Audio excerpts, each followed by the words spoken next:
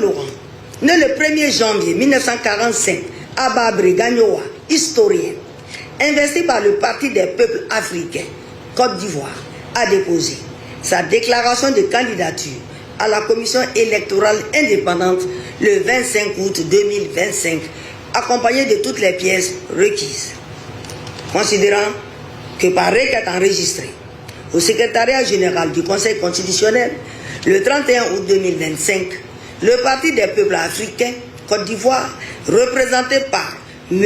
Koné Katina Justin, président du Conseil stratégique et politique du dit parti, expose que M. Gbagbo Laurent, qui a figuré sur la liste électorale, en a été irrégulièrement radié et sollicite la recevabilité de la candidature de celui-ci.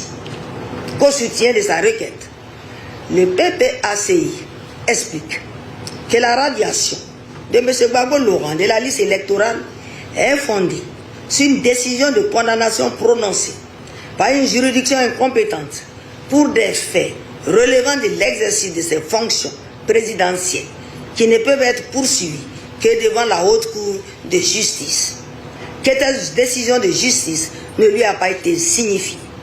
Qu'en outre, depuis son acquittement définitif par la Cour pénale internationale le 31 mars 2021, M. Gbagbo Laurent remplit pleinement les conditions de l'amnistie du 6 août 2018.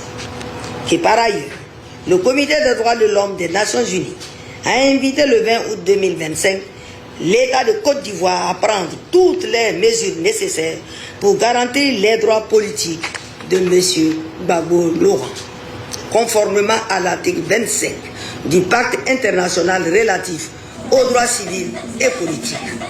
Et poursuivant, il indique que la condition d'éligibilité tenant à la qualité d'électeur doit être écartée de l'analyse juridique de la candidature de M. Gbagbo Laurent en raison de la suprématie de la Constitution sur les lois, notamment le code électoral, que seules doivent prévaloir les conditions d'éligibilité prévues à l'article 55 de la Constitution. Qu'il conclut que rien, ni en droit ni en fait, ne saurait faire obstacle à la candidature de M. Gbagbo Laurent à l'élection présidentielle. Considérons cependant que les moyens tirés de l'irrégularité de la radiation de M. Gbagbo Laurent de la liste électorale, du bénéfice de la loi d'amnistie ci-dessus indiquée et du communiqué du Haut Commissariat aux droits de l'homme des